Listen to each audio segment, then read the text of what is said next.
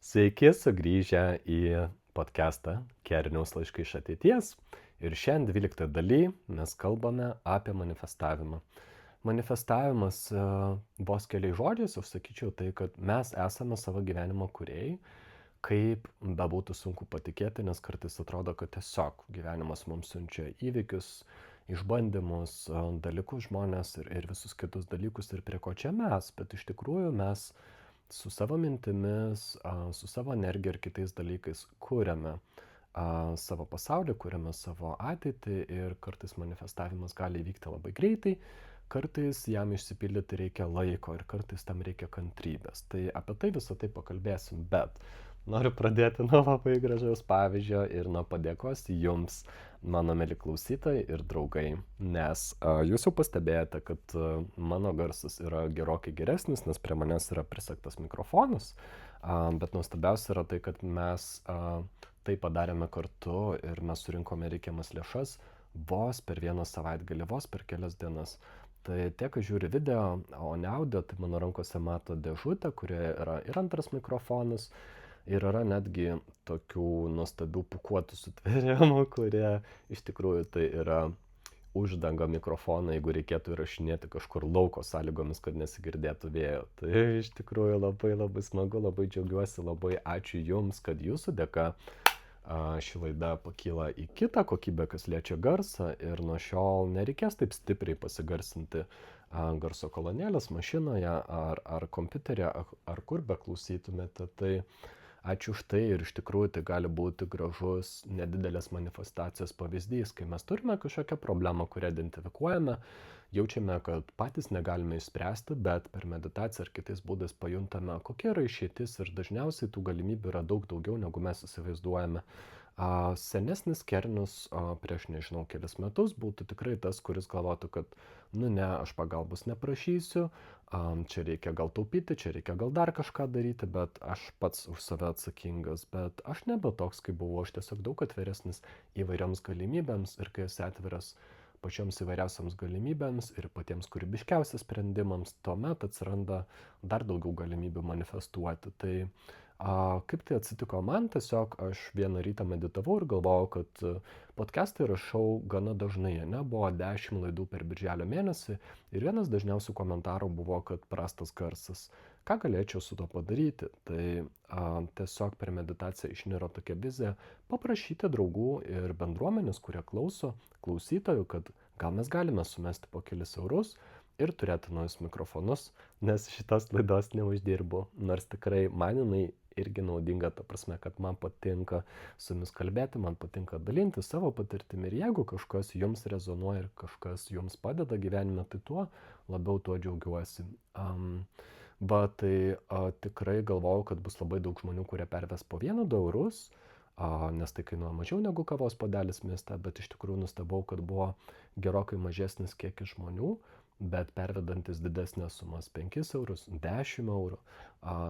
Šiandien netgi viena draugė davė 20 eurų ir tai buvo paskutinė trūkstama dalis, kad užsidengti visą mikrofono kainą. Tai ačiū Jums tikrai labai vertinu ir kai žinau, kad Jums tai kainavo kartais net ir daugiau negu kavos puodelis, tikrai labai vertinu Jūsų indėlį, bet ypač, kad tai padarėte kartu ir padėjote man. Tai keliaukim prie manifestavimo. Manifestavimas, jeigu paprastais žodžiais, tai yra iš tikrųjų apie tai, kad mes esame savo gyvenimo kūrėjai.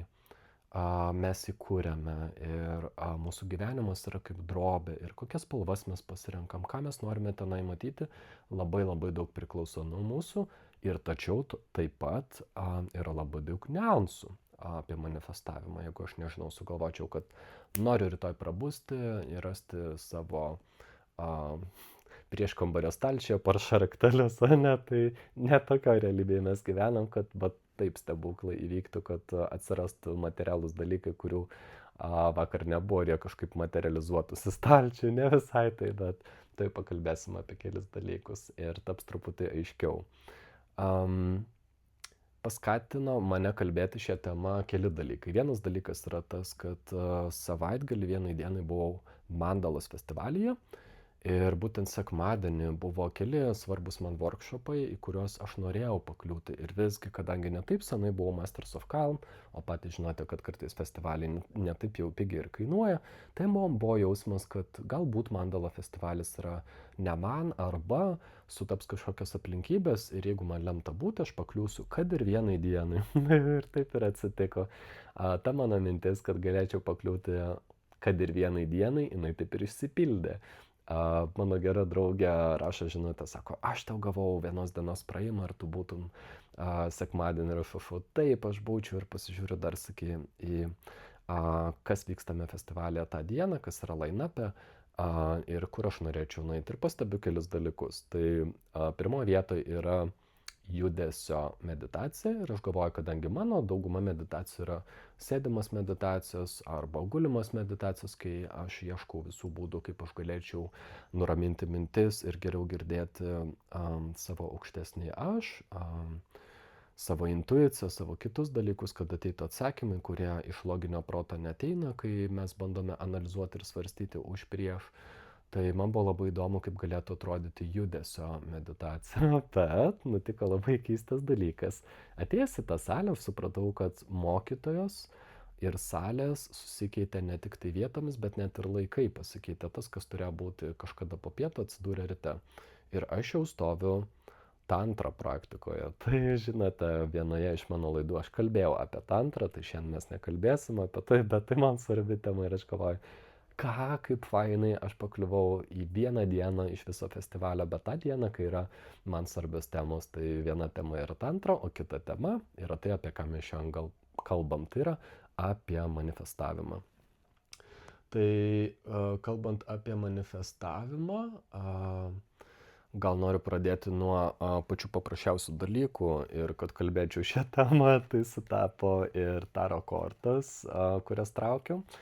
Tai šį rytą, kai traukiau taro kortą, ištraukiau Your life is a canvas, kad tavo gyvenimas yra kaip drobė, kad tu iš tikrųjų kuri tai, ne? Ir aš galvoju, kaip gražu, kad viena vertus tai sugebėti prisimti atsakomybę už gyvenimą, kuriame esu, ir tos dalykus, kuriuos prisišaukiau, netgi tos dalykus, kuriuos susiplanavau prieš gimdamas, bet kaip įdomu, kad net ir dabar yra niekada nevėlu kurti tą gyvenimą ir nepamiršti prisimti kūrėjo atsakomybę.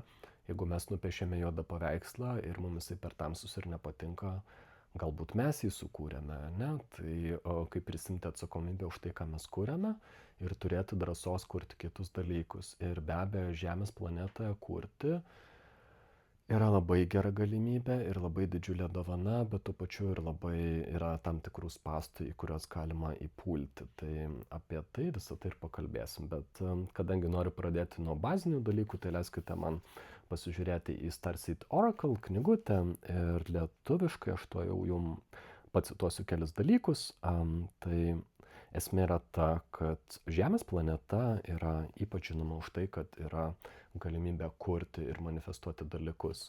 Jeigu ieškočiau praktinių pavyzdžių, aš pasakyčiau, kad mes tokias turime nuostabias galimybės kurti šokį, dailę, muziką ir daugybę kitų dalykų. Ir tai yra labai geras pavyzdys, kaip žmogus gali būti kūrėjas ir tų pavyzdžių, ką mes galime sukurti ir gerokai daugiau, nes tai yra ne tik menas, tai yra technologijos, tai yra, nežinau, mokymų konceptai apie kažkokius dalykus, tai yra kažkokios praktikos, tai yra daugybė dalykų. Ir tačiau mes kartais prisirišame prie to, kad tik tai kūrėjai žino, kaip kurti ir tik tai kūrėjai gali kurti dalykus, kai iš tikrųjų mes kiekvienas esame kūrėjas ir mes viduje turime tą Dievo kibirkštėlę, kūrėjo kibirkštėlę ir man tai yra labai gražu. Mes galime tikėti arba netikėti Dievo arba skirtingais dalykais, bet man visko, kas yra sukurta, visatos kūrėjas, tai yra šaltinis, tai yra energija, tai man jisai nėra konkretus Dievas ir Dievaitis iš kažkurios nors religijos, bet jisai mums padovanojo tokį didelį stebuklą, jisai mums padovanojo galimybę ir mums kurti. Mes nesame tik tai savo gyvenimo dalyviai, kad jame dalyvautume kaip pasyvios figūrėlės, ne? Mes esame aktyvūs, kurie ir galime kurti dalykus.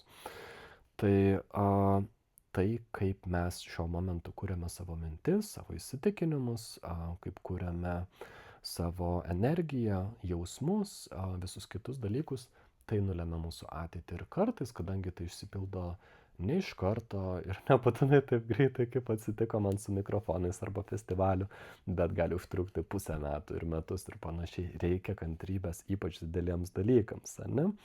Tai visa tai nulemia mūsų ateitį. Tai jeigu reikėtų išskirti, kas yra svarbu tuose baziniuose principuose, tai nepamiršti, kad kurti dalykus nėra tik tai susikliuoti paveikslėlius. Tai turi būti sujungta su mintimis, su mūsų jausmais, mes turime jausti dalykus ir tai turi būti susijęs su mūsų vibracija, kaip mes vibruojame, kokiam dažnyje mes esame. Jeigu mes esame labai žemose vibracijose, tai iš principo tas kūrimas mums nepavyksta ir jisai nejuda į priekį.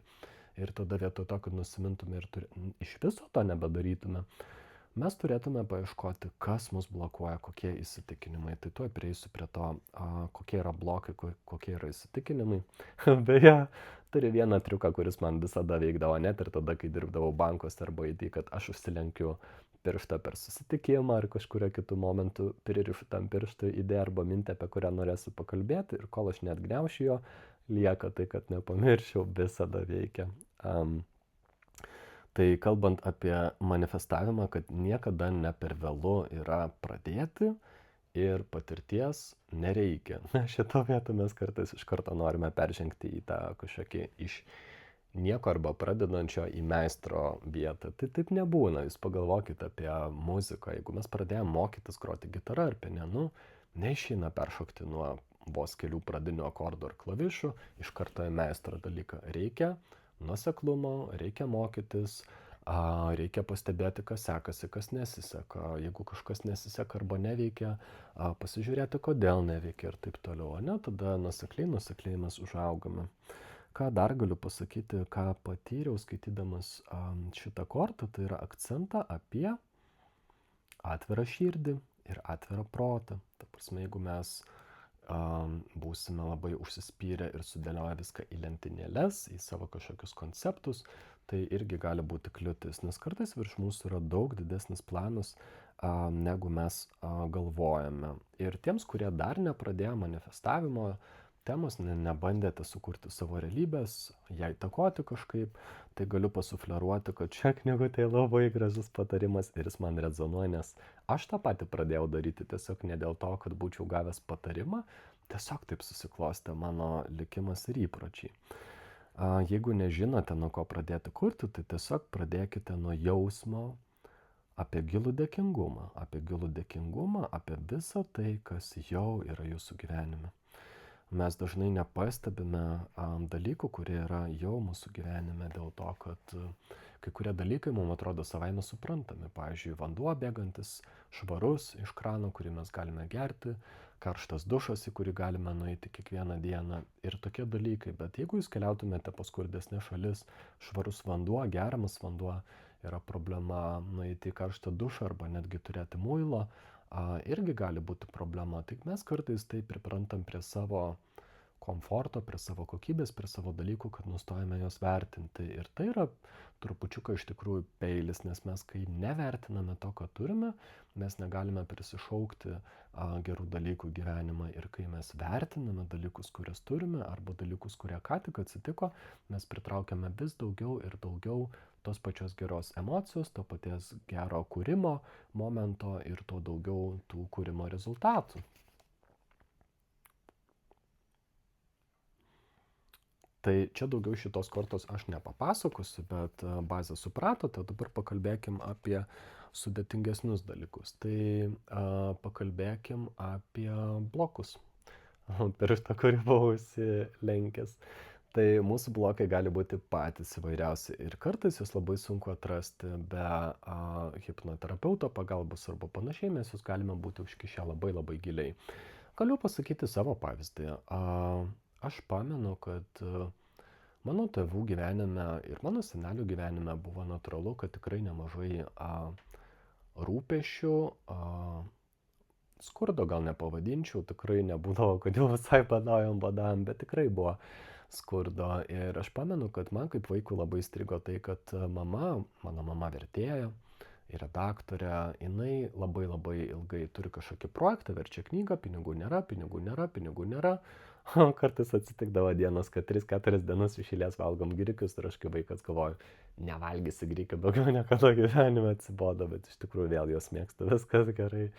Bet aš savo tarsi prisakiau, kad aš, kai būsiu užaugęs, niekada neturėsiu savo verslo, niekada nedirbsiu savo, niekada nedirbsiu pagal kažkokius kontraktus, kur nežinočiau, kada gausiu pinigus ar kokia tai bus pinigų suma, nes iš tikrųjų labai sunku.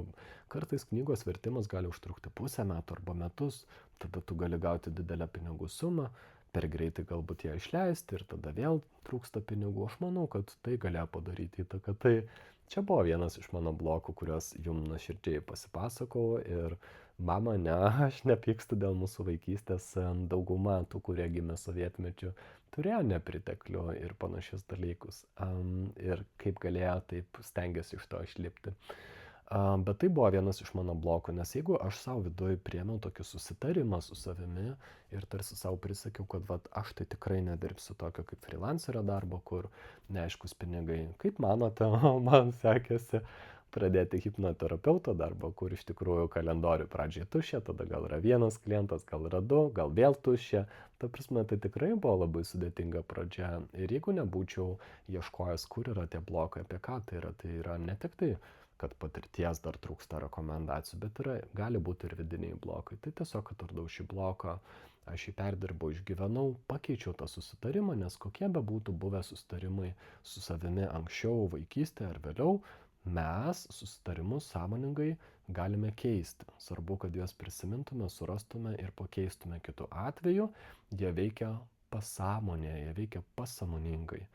Šiandien turėjau vieną klientę, kurios įsitikinimai ir veikimo būdai labai labai ryškiai išlindo grinai iš vaikystės ir jinai net nesusiejo, kad tai, kas atsitiko vaikystėje, vis dar dabar lemia, kaip jinai bendrauja su žmonėm, su savo šeima ir su visais kitais dalykais. Tai aš dar suvirškinsiu tą istoriją ir kitų klientų istorijas, negaliu visko papasakoti šiandien ir ne apie tai šiandien tema, bet tiesiog man buvo dar vienas gyvas pavyzdys, kad iš tikrųjų kartais tie mūsų blokai yra kažkur giliau ir mes ne visada viską prisimename, ką su savim susitarim, bet tai vis dar veikia mūsų pasąmonė, tarsi veikia paslapčia. Gerai, tai dabar kalbant apie praktinius pavyzdžius, kaip manifestuoti, gal pradėkim truputį atsitraukim, zoom out ir pasižiūrėkim, ką mes tenai veikiame Mandalos festivalė, kai buvo workshopus. Tai mes iš tikrųjų vartėme žurnalus ir ieškojame, kas mums rezonuoja kažkokiu paveiksliuku. Man labai labai patiko mūsų vedlės Sigitos papasakojimas, kad iš tikrųjų manifestavimas gali būti juodas, raudonas ir baltas. Todėl pasinaudosiu tam įžvalgom, kurias atsinešiau iš seminaro ir pasakysiu, kad juodas manifestavimas tai būtų atrasti savyje tokias vidinės galias, kai mes kūrėme dalykus neteisingų būdų arba sukurdami skolą kažkam arba tarsi įtakodami kitų valią. Tarkim, aš negalėčiau ir net nenorėčiau manifestuoti, kad X žmogus mane turi įsimylėti arba būti mano geriausias draugas arba kažkas. Tai tikrai būtų jau į tą juodą pusę. Ir net jeigu kažkam pavyktų tokias galias sustiprinti ir tai daryti juodu būdu, reikia vis tada prisiminti, kad kosmose veikia vis tiek karmos dėsniai. Viskas, ką aš pasimsiu neteisingų būdų, aš susikursiu skolą ir arba vėliau šitam gyvenime, arba kituose gyvenimuose turėsiu tai grąžinti. Kitaip tariant, kad juodas manifestavimas, jisai neapsimoka ir net neverta to daryti. Tai per didelę kainą ir per juodą kainą tą daryti. Raudonas manifestavimas būtų apie labai paprastus materialius dalykus, kad nežinau, noriu naujesnio telefono, ar ten noriu pakliūti į festivalį vienai dienai, ar dar kažkas, bet tokie atrodytų paprasti dalykai ir kad pateikčiau tokį patį paprasčiausią pavyzdį, nuo ką galima pradėti ir kad rekomenduoju tikrai pradėti nuo pačių mažiausių dalykų, kurias būtų tikrai lengvai gyvendinti ir suteiktų džiaugsmo ir tokį jausmą. Ką negali būti, man pavyko. Tai papasakosiu istoriją apie jonines ir kaip keliavau druskininkuose ir apie apylinkės. Aplankiau labai daug piliakalnių ir ant vieno piliakalnio sėdėjo vyresnė pora ir jie džiaugiasi kibirėlių žemuogių ir sako, kaip nuostabu, sako piliakalniai. Ir tokie gražūs vaizdai. Ir žemuogių prisirinkom ir viską. Ir aš einu tiesiog, apsižiūriu piliakalnį ir paskui darausi žemuogių ir iš jų nebematau ir galvoju, įdomu, ar nurinko, ar aš tiesiog nepastabus. Bet ne taip svarbu. Svarbu yra tai, kad aš tą momentu pamanifestavau ir pagalvojau, kaip faina, jeigu šiandien, rytoj atsirastų žemuogių mano gyvenime. Ir man ne taip svarbu įsispirti, kaip. Ar aš jas surasiu pats, ar aš pamatysiu iš ko nusipirkti pakėlėje, bet tiesiog aš noriu žemuogių, tai labai labai pradžiugintų mane ir tai tokie nuostabus vitaminai.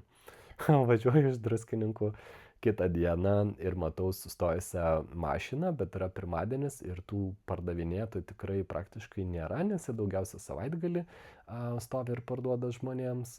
Ir aš sustoju prie to senuko ir jisai turi žemuogių stiklinę ir sako, tau pasisekė, tai paskutinė žemuogės stiklinė ir jinai yra tavo. Ir aš važiuoju toliau link Vilniaus ir kišu pirštus į indelį, kurį man įdėjo.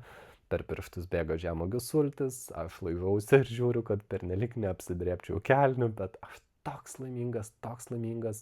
Ir aš siunčiu tą dėkingumą į viršų ir sakau, kad ačiū, kad išsipildė, kad yra maža, bet tokia nuostabi mano svajonė. Ir kai valgau tą žemuoges, man iškyla labai labai gražus prisiminimas.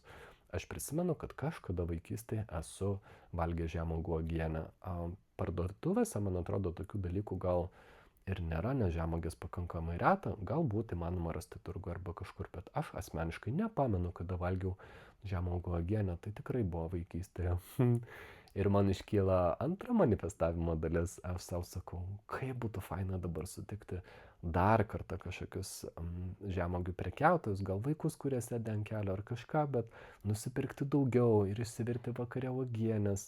Tai būtų taip nuostabu, nes tai būtų kažkiek ilgiau negu tas vienas džiaugsmas, kai suvalgai savo žemuogių tuo metu.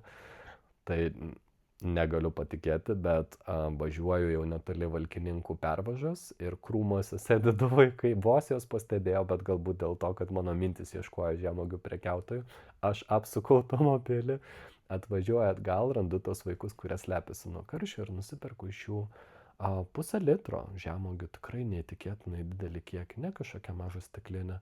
Aš grįžtu namo ir aš verdu žemuogių uogienę, tai čia apie mažus manifestavimus. Galite galvoti, kad tai yra tik sutapimas, tik sinchroniškumas arba kažkas, bet iš tikrųjų manifestavimas taip ir veikia. Per sinchroniškumus, per mažus sutapimus, kuriuos jeigu norime ir turime šiltą širdį, galime matyti stebuklus, jeigu nenorime, galime nematyti tame stebuklų, bet man tai yra mažučiai stebuklai, to žemuogės, ta žemuogė uogienė, tas pakliuvimas į Mandala festivalį vienai dienai, kai man tai nekainavo, mikrofonų mūsų bendras projektas, kur dabar aš galiu kalbėti, negalvodamas apie tai, kad turėčiau galvoti garsiau. Ir tai mes kalbėjom apie tai, kad pradėti galima nuo mažų dalykų, kalbėjom apie tai, kad geriau juodai nemanifestuoti ir neversti vykti dalykų, už kuriuos tapsime skoloj, ir kad kitas lygis yra raudonas manifestavimas, kai mes tiesiog prašome dalykų, kurie yra gana paprasti arba mums pakeliui į džiaugsmą ir kitus dalykus, bet jie nebūtinai yra susiję su mūsų sielos planu, su aukštesniuoju planu. Baltas manifestavimas yra tas dar aukštesnis lygis, kai mes iš tikrųjų manifestuojam ir stengiamės į savo gyvenimą prišaukti dalykus, kurie būtų pakeliui mūsų gyvenimo planui, pakeliui mūsų sielos planui, pakeliui mūsų aukštesniam planui. Tai aš ir turėjau tokią intenciją iš tikrųjų manifestuodamas, kad aš noriu manifestuoti ir ne artimą ateitį, o trupučiuką toliau, bet tai, kas būtų susijęs su mano sielos planu. Tai man gimė toks plakatas, gal visų dalykų neparodysiu, bet galiu parodyti kelis dalykus. Vienas dalykas tas, kad aš pastebėjau, kad meilė man buvo prie kosminės šviesos, prie šaltinio, tai čia man meilė su tuo aukštesniuoju ryšiu.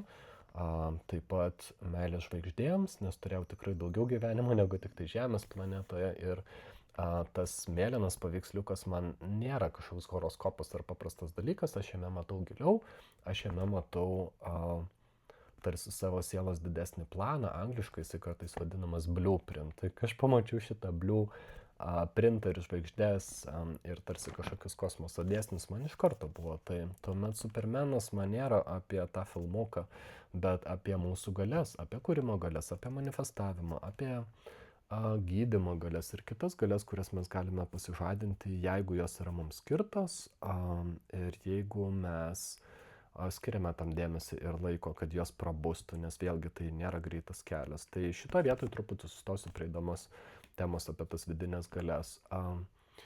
Per pastarąsias 2 savaitės turėjau labai įdomią klientę, kuri atėjo su labai konkrečiais pageidavimais, ką jinai nori daryti. Jinai nori naktį, sąmoningai sapnuodama, kurti dalykus ir turėti astralinį keliavimą, ne, kai mūsų siela keliauja atskirai nuo kūno. Ir ten keli yra tokie žingsniai, kad sugebėti ranką prakišti per sieną. Ne, aš to nemoku, nepadarysi. Ir panašiai, bet aš iš karto per savo vidinę intuiciją pajutau, kad jos tie norai yra tokie, tiesiog norų sąrašas, kažkur išgirdo, pamatė, kad kiti gali, galbūt praktikos, kurias užsima ar mokytos pasufleravo, kad teoriškai tai įmanoma, bet aš iš karto girdėjau, kad tai gali būti ne jai, bet nenorėjau, kad jinai nusimintų, tiesiog įspėjau, kad kvantinė hipnozė yra ne apie tai, kad paspausti kažkokius konkrečius mygtukus ir aktyvuoti bet ką, ko tu nori. Ta prasme, ypatingos, gilesnės galios yra visada susijusios su sielos planu ir su tuo, ar mes prieš gimdami susitarėme, kad galėsime daryti tokius dalykus. Tuomet taip, kvantinė hipnozė ar kitos praktikos gali padėti pasižadinti tą galią, kuri jums priklauso. Tai man tas paveiksliukas daugiau yra apie pasižadinimo dalykų. Ir toliau jūs galėjote pagalvoti, kad man reikia jachtas ar ten kažkokių kitų didelių dalykų. Tai iš tikrųjų, ne, aš kažkaip kitaip jaučiu tos dalykus. Pavyzdžiui, kas liečia kelionę jūrą, ir čia matote žodį ačiū, tai man čia yra apie dėkingumą labiausiai. Dėkingumą už mažus ir didelius dalykus, kurie įvyksta gyvenime. Tuomet, pavyzdžiui, čia kur yra baseinas ir kažkokia graži vakarienė, tai yra apie gražią aplinką. Tai ta graži aplinka gali būti, kurią mes kūrėme namie, kurią mes patirime kažkur kitur. Apie kelionės dar buvo viena dalis, kur yra gamtos stebuklai, dar truputį ten žemiau. Tai reiškia, kad iš tikrųjų man labai stipriai surezonavo, nes aš kai keliauju, iš tikrųjų man yra svarbiau ne miestai, taip, kartais miestai gali būti gražus, bet gamtos stebuklai, kai iš tikrųjų pamatai, ką sukūrė gamta ir kaip tai yra nerealu ir kaip tai yra unikalu. Ir daugiau ten yra dalykų apie muziką, apie greitas mašinas, apie kažkokius kitus dalykus, bet tai netaip svarbu ir galbūt pastebėjote arba ne. Ten buvo vienas toks pavojingas užrašas, kur yra apie žmogų, kad tegu X žmogus būna mano pats geriausias draugas, draugė.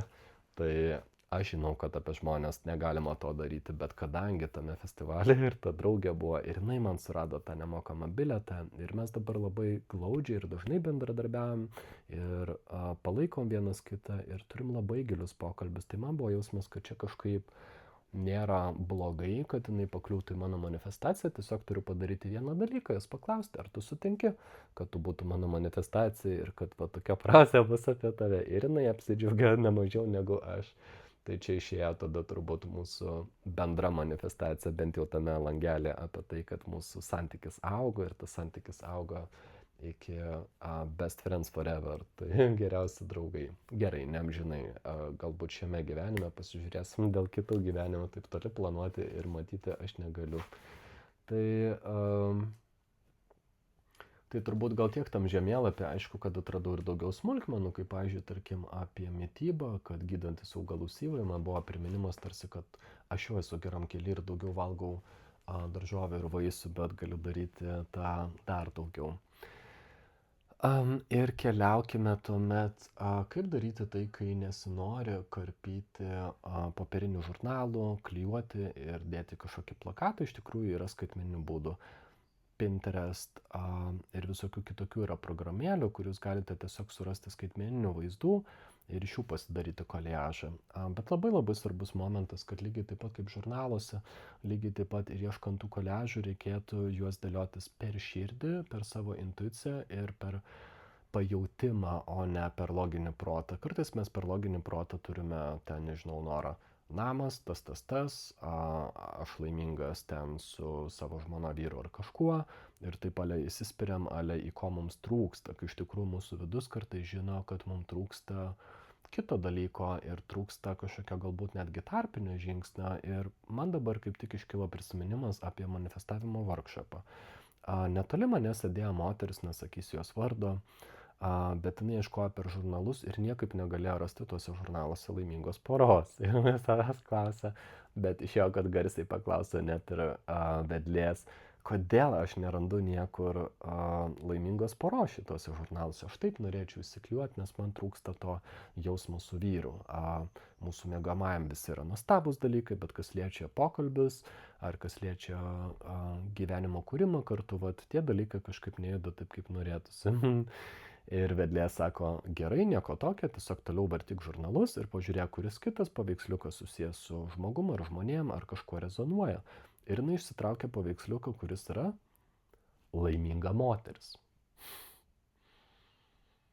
Ir mano intuicija iš karto žino atsakymą, nes aš dabar jaučiu daug labiau žmonės, net ir nedirbdamas, kad iš tikrųjų, jeigu mes turime viduje skylę ir bandome užsipildyti kitų žmogum, tarsi būtume puzlio gabaliukai, pas vieną skylę, pas kitą skylę ir bandom kažkaip užsidengti, bet atskirai jaučiamės nelaimingi su kažkokia skylė viduje.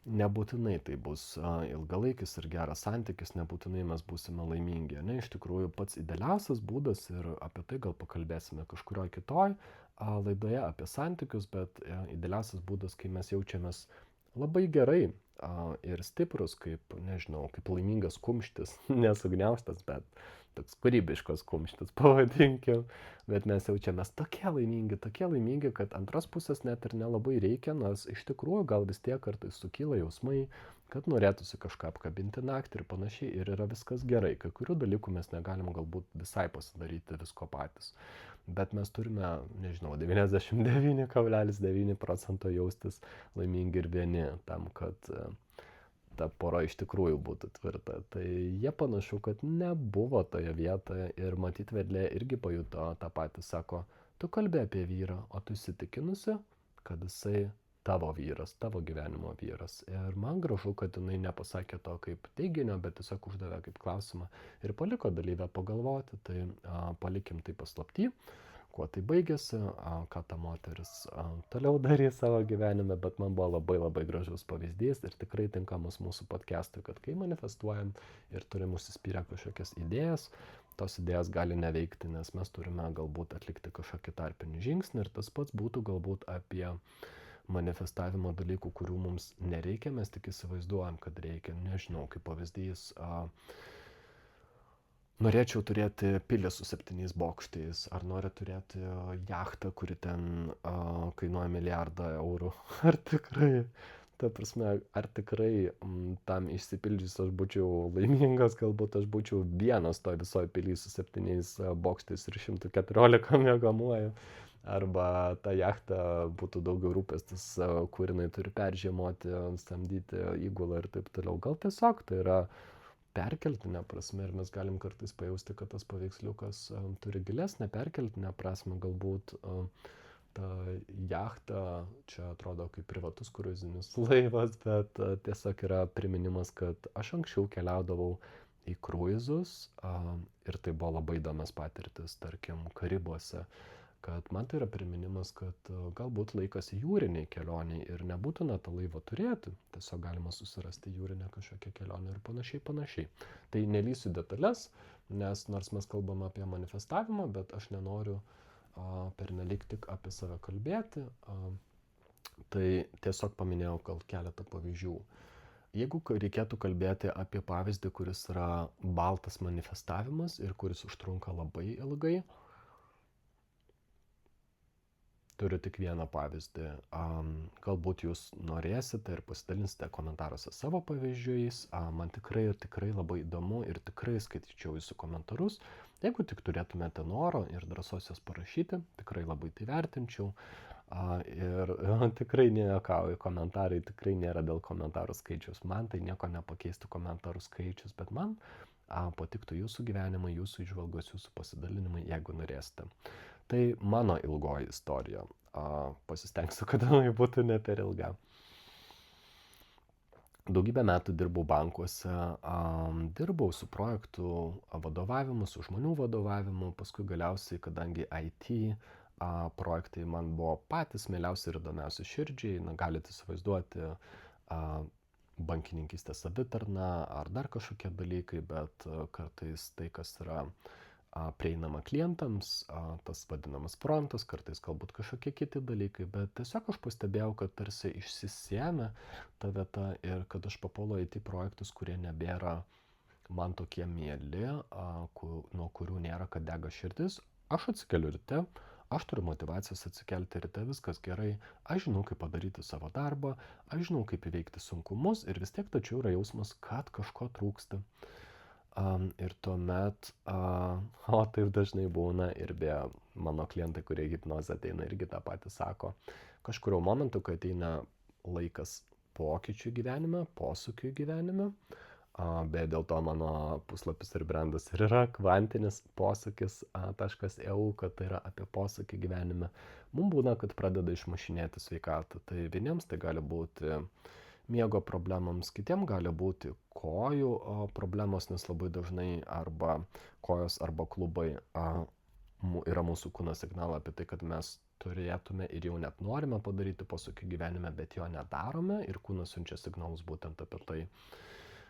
Kitiems gali būti kažkoks labai didelis jautrumas, pavyzdžiui, nežinau, dirgliosios žarnos sindromas, kai tiesiog skauda pilvą ar kažkokie kiti dalykai, tarsi stresas būtų daug didesnis, negu iš tikrųjų galbūt gyvenime yra, arba gal jis ir yra didesnis, tik mes nenorime matyti, koks jisai didelis, netaip svarbu. Žodžiu, aš pribrendau sprendimui, kad aš išeinu iš darbo ir per gilesnę meditaciją atėjau į tą momentą, kad aš teisinuosi prieš savo vidų, kad vis dėlto alga labai gera, vis dėlto aš turiu labai daug patirtį tame, ką darau ir kaip aš dabar galėčiau išeiti, nes dabar kalėdų laikotarpis, tai vadovas nusimins ir neras kito darbuotojo ir tada jisai bus bėdoj ir kaip čia viskas dabar gausis. Ir ateina iš mano intuicijos, iš mano vidinio vedlio arba aukštesnio aš, kaip nori taip vadinkit, atsakymas, kad Kerniau, tu nežinai, kokia yra situacija, o kas jeigu yra kitas projektų vadovas, kuris kaip tik šiuo metu baiginėja vieną projektą, nes labai dažnai IT projektai turi kontraktus ir terminus, ir jisai bus be darbo. Ir įsivaizduok, jeigu jisai turi žmoną ir turi mažą vaiką ir tu jam esi atvirkščiai išsigelbėjimas, o ne problema tavo vadovai. Ir aš galvoju, na iš tikrųjų, aš nieko nežinau, aš tiesiog kuriu prielaidas, kuriu dalykus, kad kodėl aš negaliu išeiti iš darbo ir kodėl bus blogai ir taip toliau. Ir aš pirmas dalykas, kurį padarau, sekantį rytą, skambinu vadovą ir sakau, kad aš išeinu, jau priėmiau galutinį sprendimą, niekas ką pasakysi manęs nepaguos arba nepakeis mano nuomonės apie tai, ką aš planuoju daryti. Tai tiesiog noriu gražiai susitarti, kaip išeinu, nenoriu trenkti kažkaip durim ar pridaryti problemų, pasakykit, kiek aš turiu dirbti, savaitę, 2-3, jeigu reikia, gal net ir mėnesį galėčiau dirbti, kad sklandžiai perduočiau kažkam.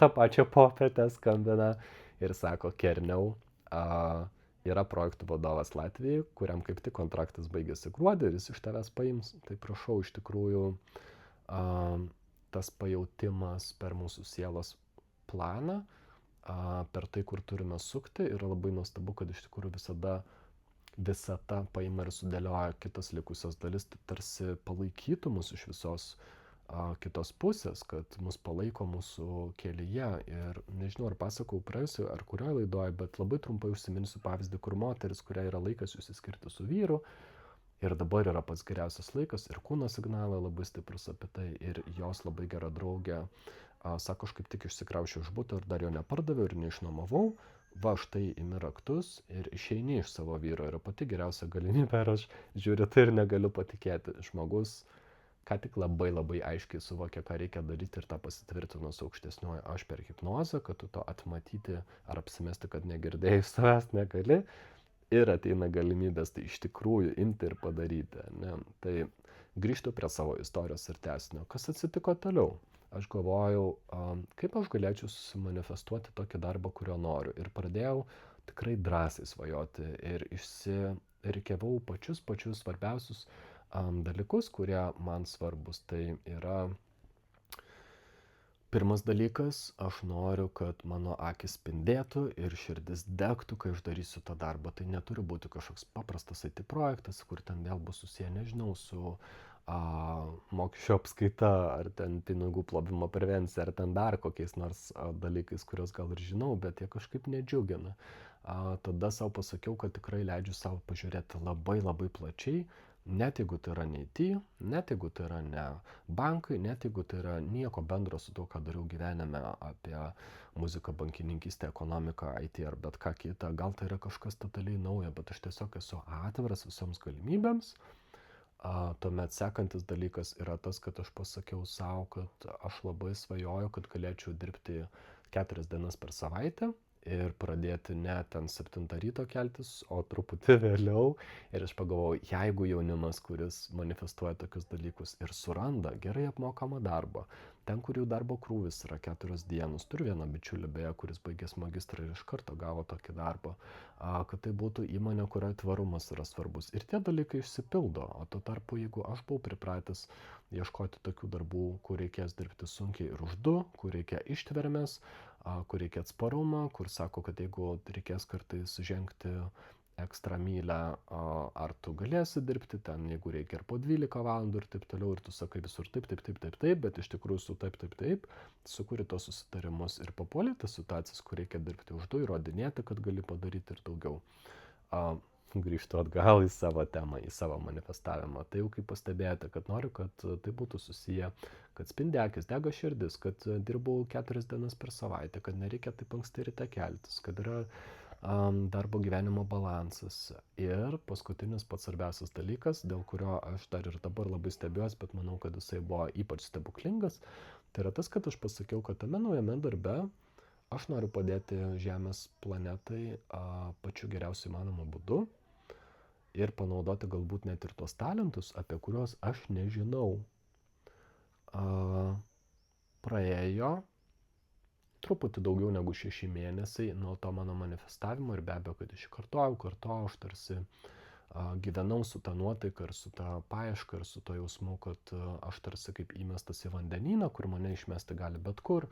Gal tai yra padėti banginiams ir delfinams, gal tai yra padėti vaikams Afrikoje, gal tai yra, nežinau, padėti Lietuvoje su žalia energetika. Aš neįsivaizduoju, kaip aš galiu geriausiai padėti Žemės planetai, o pasirodo, vasarą iki manęs atėjo ir šitą istoriją jūs jau žinot, kaip pakliuvau į kvantinę hipnozę, bet atėjo hipnozės tema ir kai aš skaičiau apie praėjusius gyvenimus, kitus dalykus, man labai stipriai surezonavo ir aš pagalvojau, jeigu aš skaitau Michaelo Newtono knygą Sielų lemtis, kas jeigu aš galėčiau būti Newtonas, ir iš karto tai pradėjo labai stipriai rezonuoti ir toliau visą tai irgi susidėlioja vietas, tai štai yra baltas manifestavimas, kad aš noriu savo aukščiausio sielos plano, panaudoti visus įmanomus talentus, tos, kurios turiu, net ir tų, kurių nežinau, ir būti aukščiausiam savo įmanomam kelyje.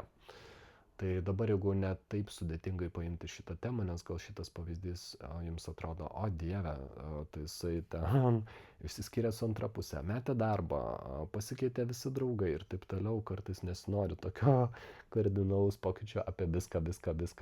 Tai ir tikrai neverčiau versti jums jūsų gyvenimo absoliučiai aukštyn kojom, tikslas nėra savaime toks, nėra tikslas apversti viską aukštyn kojom. Bet išsirinkti kažkokią sritį iš tikrųjų, kur jums skauda, arba ten, kur pamiršote svajoti ir galvoti apie tos didesnius dalykus. Ir pateiksiu kitą manifestavimo pavyzdį, kuris jums gal irgi surezonuos ir bus toks truputį paprastesnis, konkretesnis. Pavyzdžiui, jūs turite savo svajonę automobilį. Tai tokiu atveju pabandykite užsimerkti ir įsivaizduoti, kaip jūs prie prieinate, atsidarote dureles, jūs įlipate į vidų, jūs važiuojate su juo, kaip jūs jaučiate savo svajonę automobilį, važiuodami su juo, ką matote kelyje, kur keliaujate su juo ir taip toliau, tai jūs galite truputį leisti savo įsijausti, tai kaip į labai gražų dienos sapną, tiek kiek leidžia jūsų vaizduotė, viskas tvarkoja, ar ten daugiau detalių vizualių ar mažiau, mes visi esame skirtingi, bet tikrai pajusti tą jausmą savo širdyje, savo emocijose, savo mintise, tarsi tai jau būtų išsipildę, tarsi tu jau važiuoji su tuo svajonių automobiliu ir įsivaizduoti kuo daugiau detalių, ne? Tai tarkim mano svajonių automobilis, bent kol kas jis dar toks yra BMW i4. Tai yra elektromobilis, kupė, labai elegantiškas, labai sportiškas, taip toliau.